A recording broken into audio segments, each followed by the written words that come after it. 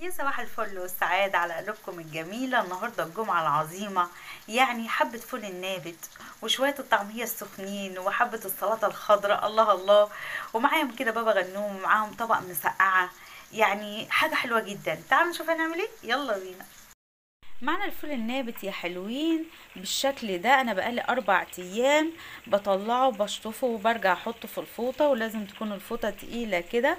تمام، يلا تعالوا نشوف هنعمل ايه بيه، يلا بينا. ومعايا الفول اهو يا حلوين، انا غسلته كويس جدا جدا وشلت اي فولة مش حلوة. تمام، هيبتدي يسخن معانا، وقبل ما يستوي بربع ساعة هنعمل له الطشة الجميلة مع بعض. وحطي كمان ليمونتين، اقسميهم وحطيهم عشان بيخلوا الشوربة لونها ابيض وجميل. هننزل بايه تاني؟ هننزل بحبة كزبرة ناشفة بالشكل ده.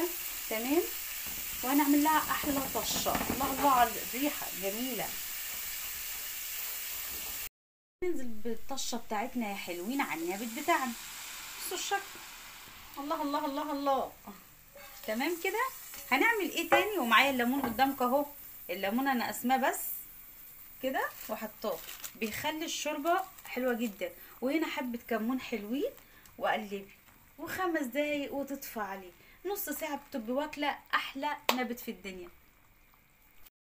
بصوا شكل النابت، بصوا انا رجعت لكم تاني عشان بس اوريكم شكله. بصوا مستوي ازاي، ما خدش نص ساعه خالص على النار.